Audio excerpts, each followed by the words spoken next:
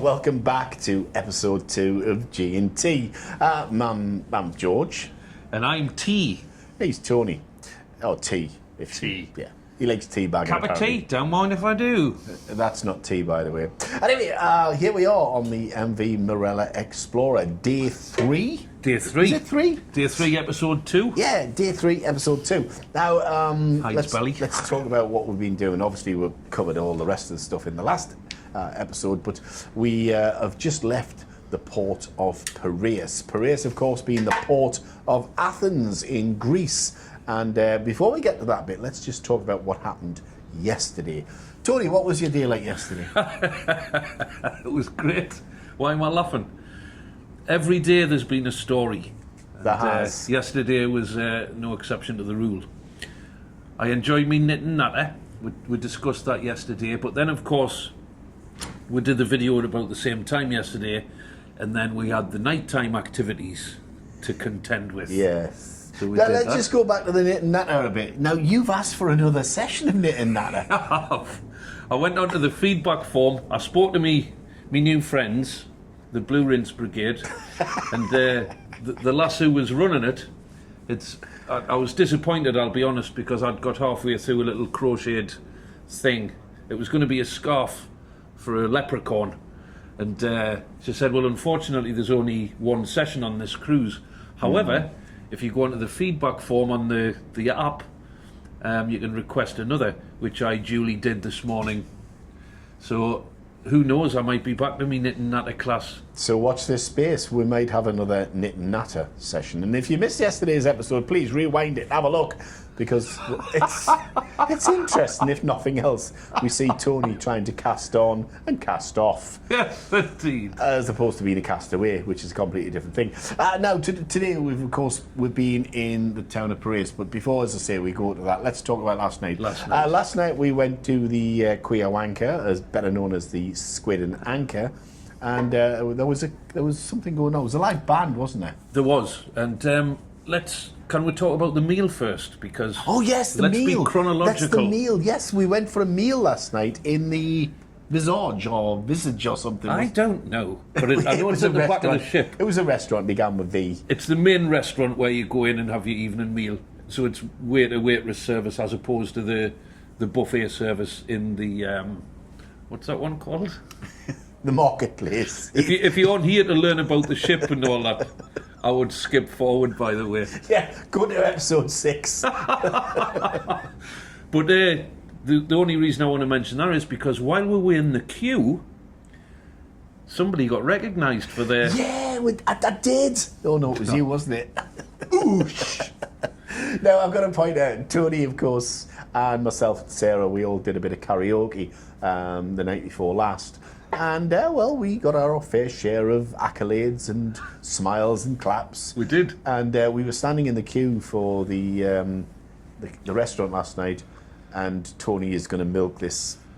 Every episode you're going to hear about this, I can almost guarantee it, because he's done it all day today. Oh, I got recognised in the queue as, for what? Karaoke. Get over it. The norm is, I'll be famous for that day, for a few minutes afterwards. And we were milking the applause because we did do quite well. We had the audience going.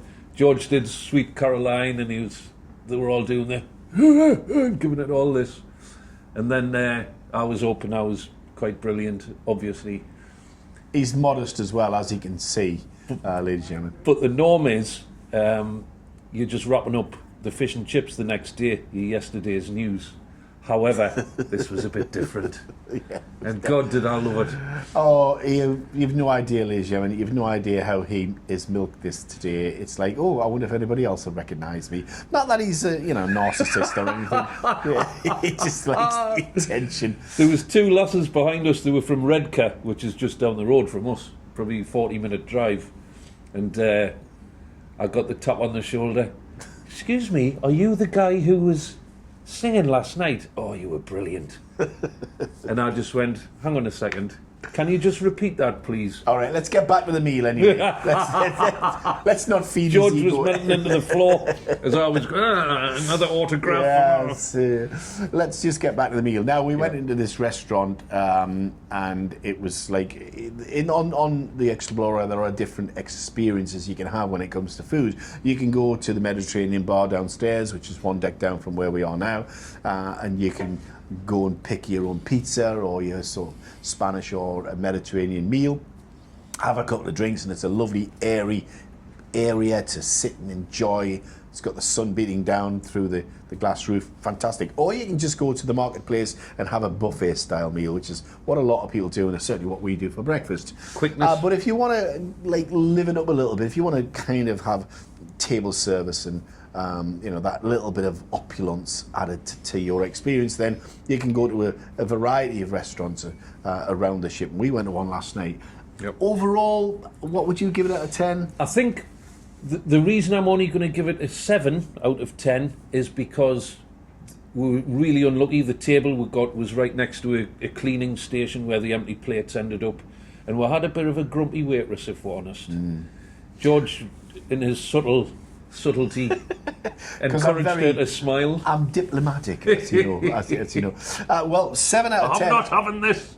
7 out of 10. I think that's been a little bit overzealous in your marking. I'd give it a 6, Yeah. 5 at most, but I'm going to edge towards 6 to give it maybe a bit fair for you, because like we said, we were sitting next to a servery station, which wasn't the best table in the world.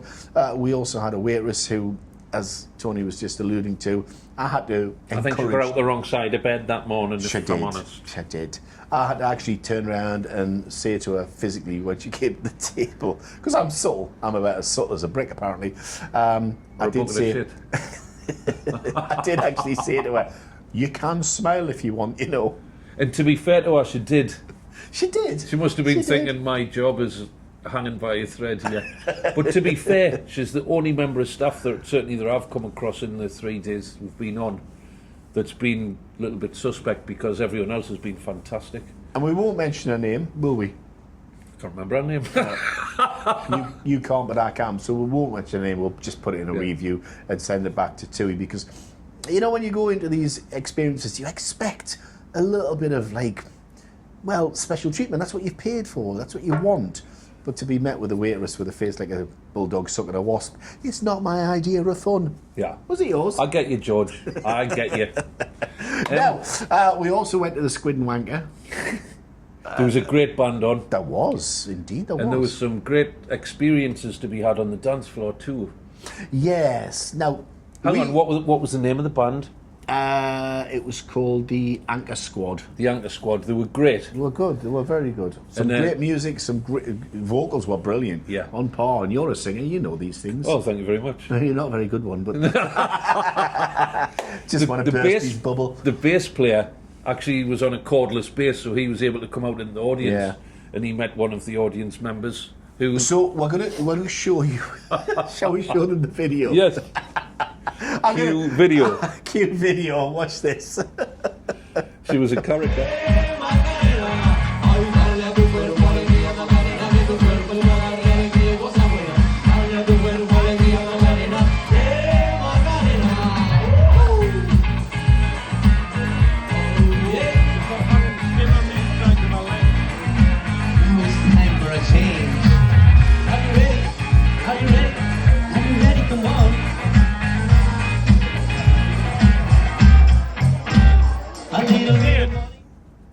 So there you go.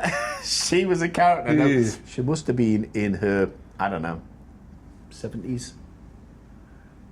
I'm going to be playing the off chance that she might see this. Tony made some disparaging remarks about her and nether regions. And then the married couple that were befriended the night before. Oh yeah, Fish Lips. We'll give it a name, Fish Lips. We'll explain why in a second. And her husband, the lovely guy, good looking, pretty as well. boy, bit like ourselves.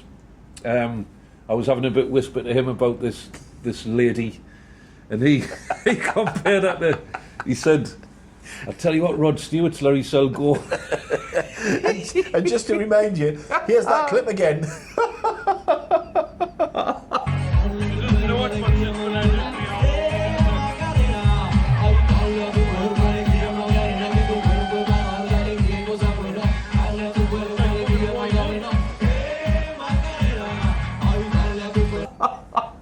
See, she doesn't look a bit like Rod Stewart, doesn't she? Yeah. And Anyway, then we've seen her in the restaurant this morning. Yeah, she was looking a bit ropey, I have to say, at breakfast this morning. But this is what happens on these cruises. I mean, all-inclusive packages, anything you want to drink, anything you want to eat, and you end up like her. I mean, To be fair. she is somebody's grandma. To be fair, she was enjoying herself. She was enjoying herself a little bit too much with the bass player. Oh, yeah. She was like a limpet, wasn't she? She wouldn't let him go. She followed him around. And he's trying to play away. And then, Anyway, yeah. so Tony made a bit of a faux pas last night. Now there are food things on tap here on this ship. You can eat pretty much any time. I've ate my own body weight. He has. You can eat whatever you want, day or night, by and large. So after we came out the Squid and Anchor, Tony decided to make the wonderful and very balanced choice of having a chicken vindaloo at midnight. Tell us about that, Tony. You know, and it seems a good idea at the time. Bear in mind, we'd had the 3-course meal at about 8:30, 9:15. Danced it off, of course, so I was starving by the time we left the nightclub. So I then had a full... It was a beef vindaloo, actually, to be correct. What's the difference? It was a vindaloo. Who has a vindaloo at midnight, just before bed? I had a breacher earlier. And if you don't know what that is... We'll come back to the breacher. Stick with the vindaloo. We'll put it in the comments. Tell us about what happened with your vindaloo during the night. So... The point is, don't have a vindaloo before you go to bed, right? Yeah. Have something light, not a vindaloo. I didn't shart, by the way. No. I felt a burp coming on. I was lying on my front, which I shouldn't do because I end up with a bad back. And I felt a burp coming on, and I was... Bad back. I think that's the least of your worries. But lying on my front, I was like rolling from side to side because of the size of my belly at the minute. Anyway, I felt a burp come on. And I thought, I can sneak this out without getting up. Of course, I burped, and up came some of the... vindaloo. So what did I do? Swallowed it back down like a trooper. Took one for the team. And I ended up not being sick. But then, I regretted it. It repeated on us. Yeah, that's the old joke. The old joke. Talking of jokes, do you want to just go through your lift joke again? No, we did that yesterday. Did we do that yesterday? I don't know. Let's do it again. So, George... No, we were talking about lift etiquette, how you have to pump before you come out the lift. Well, you ignored it. Yeah. So Tony has... Well, I actually gave him this joke. I have to take credit for it. I actually gave him the joke. So Tony has this joke. So if you ever get in a lift with Tony anywhere in the world, I can guarantee you he's going to give you this joke. So Tony, I'm in a lift. Let's imagine we're in a lift. Ding! I used to be a lift engineer, you know. The job was too up and down, though. It was... And then... It's not funny, is it? No. At the end of the Vindaloo last night, I got in the lift to go back down to floor 9. Left George and Louise. Louise was ready for bed, let's say. And I got in the lift on my own. And as the doors are closing, all I hear is, I used to be a lift engineer, you know. And then as the doors are shut, I'm still finishing the joke as the lift's going down. And the joke is, he's by himself. So he's actually talking to himself in the mirror in the lift. Anyway, one of the other subjects that came up when we were in this Squid and Anchor was docking. Yeah. Docking, ladies and gentlemen. It's when two men talk about ships docking, I'm presuming. Spaceships came into the subject. Were we not supposed to... Because we had to explain what docking was. Oh, docking At the this ship. point, I just like, if you don't know what docking is, I would press pause and go and check it out. Google. And come back. And then come back. After you've got it. Okay, you're back. So, right, hey, you know what docking is. Hi. So, we're talking about docking. And Louise knew we were docking today. Yeah. In the port of... And we did. And we docked. How was your docking experience? It was very pleasurable, actually. Because Tony woke up 7 o'clock this morning. We all know what men do when they wake up at 7 o'clock in the morning, just before they need a wee. I had to stand on my head. Yeah. So then Tony went and experienced docking. Was it your first time at docking? Yeah. Certainly on this ship. And how was your docking experience? It was wonderful. Was it? It was almost like a spaceship just slipping into like a I was going to ask about the entry. Well, it ended the... Was it pleasurable? Oh, look, there's a mountain. So we're just coming out of... we've got mainland Greece behind us, by the way. Let's stick with this docking thing, because I'm interested, because I wasn't awake, you see, and I was kind of wondering how Tony's docking experience went. I mean, I went up on the deck. Did you have to get a tug? Deck. Was there a tug involved? There was a tug, yes, because that's the rules regarding docking. You've got to have a tug first.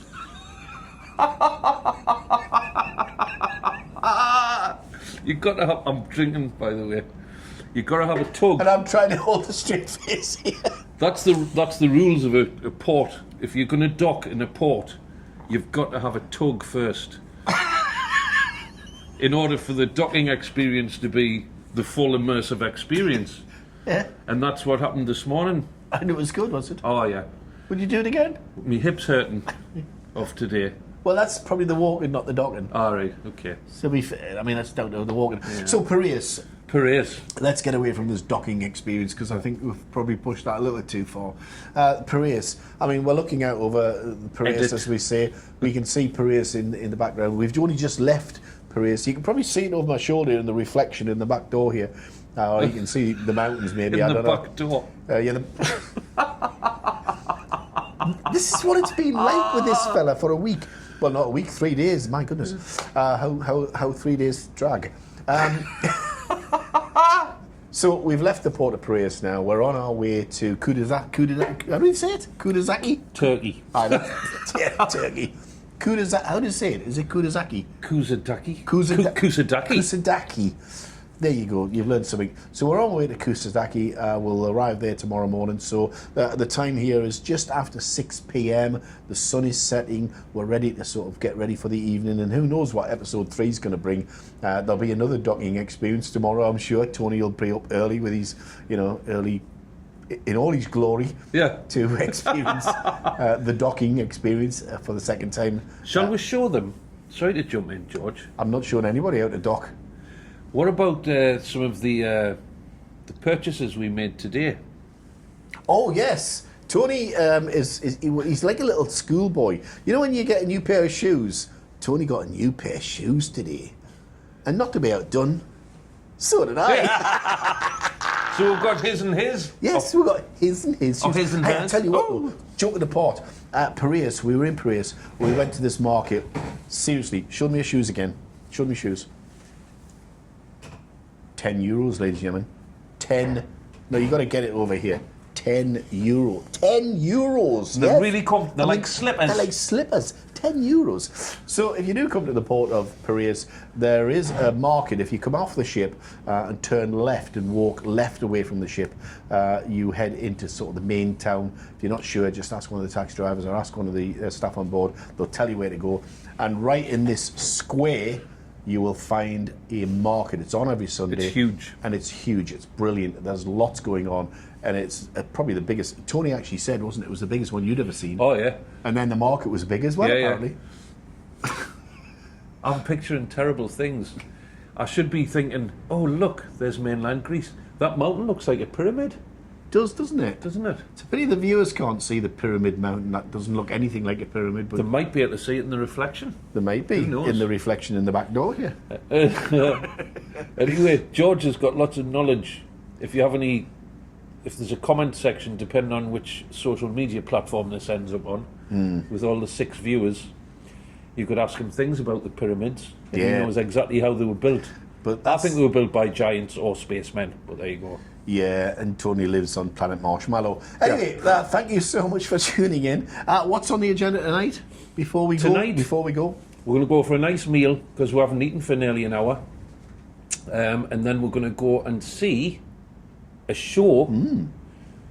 Actually, we're going to see a solo singer called Sally in the lounge, and there's a pink piano there. Ooh. We could get some good photos with our new trainers. We could be lying on the piano like this.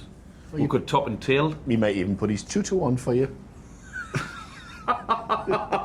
Don't mess with my toot toot.